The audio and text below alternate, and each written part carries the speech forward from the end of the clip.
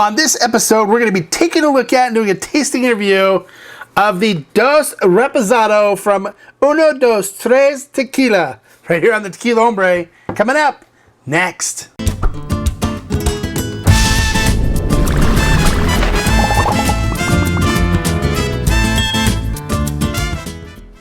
Hello and welcome to this episode of the Tequila Hombre, where today we're going to be taking a look at and doing a tasting review of the Dos from the Uno, Dos, Tres Tequila line. If you're new to the channel, welcome. If you love tequila and agave spirits, make sure you click the subscribe button below and the little notification bell next to it so you're notified every time we post one of our new reviews, as well as some informational videos that you're going to love here on the channel. As many of you know, at this time I normally go and give you some background information about the brand, as well as go into how the tequila is made. I'm not going to do that in this episode because I did it in the review for the Blanco, the Numero Uno, and if you missed that review, you can see it right here. I'll put a link to it right there. But I will go into how this tequila is aged. Now, David Ravandi, the guy that owns this brand, wanted to do this a little different, where he didn't want to use used bourbon barrels because he didn't want the bourbon to affect the taste of the agave and the wood. He just wanted it to be pure agave and wood. So what he did is he contracted with a cooper in the United States to custom make barrels for him. And instead of charring the inside like whiskey and bourbons do, he decided to go with a toast. And with a toast, it draws more of the natural oils of the wood out without adding a char to the inside of the barrel. And so with this, he went with a medium light toast. You're going to get some really nice woodiness, some wood flavor. You should get some vanilla, a little bit of caramel mixed in there, and it should add a really nice complexity to the Blanco. Now I know this because this is here is a piece of medium light toasted American oak wood that I use for my home aging projects. And I've tried charred and I've tried toasted, and I find that I get a lot better flavor, more complexity, more of the agave and stuff coming through when I used a toasted wood versus a charred wood.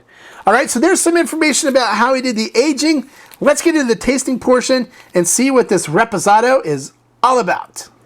All right, as usual, I will be using the Denver and Liley agave glass. I love this glass. I'll put a link in the description if you want to check it out for yourself. Pick one up. I don't get any residuals or any money from doing these. I just like telling people about good agave products when I find them. And this has become my favorite go-to glass for my videos.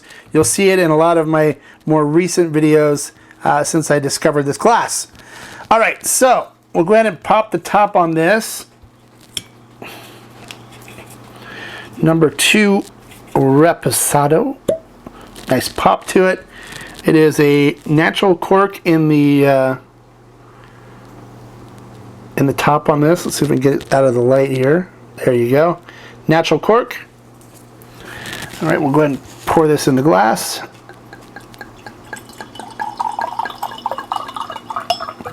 All right, let's go up top and take a look at it in the glass.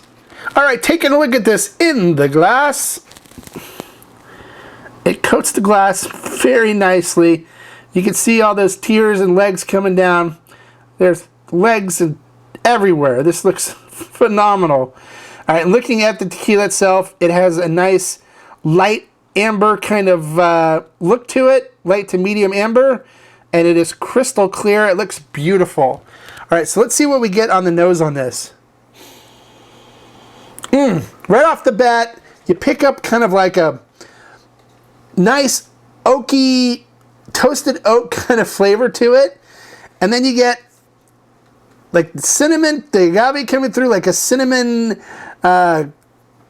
custardy kind of a nose to it. And then you get some vanilla coming through, a light hint of caramel. It's got a little fruitiness to it, like citrus in there as well.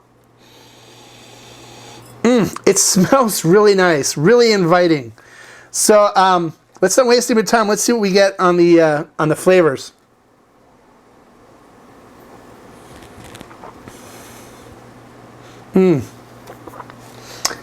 Nice, viscous mouthfeel, oily mouthfeel to it.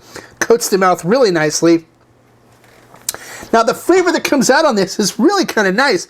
It's kind of a mixture of like very light caramel and then the cinnamon from the agave and the baking spices in there. It kind of reminds me of like eating some Mexican flan after you finished a Mexican meal and you have that for dessert. Really nice start.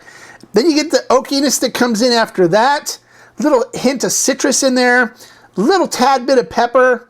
And then it finishes with some vanilla and a light, very light caramel sweetness on the tongue that kind of hangs on the finish. And it's kind of a medium finish to it that says, hey, you really like me, take another sip. So I have to listen.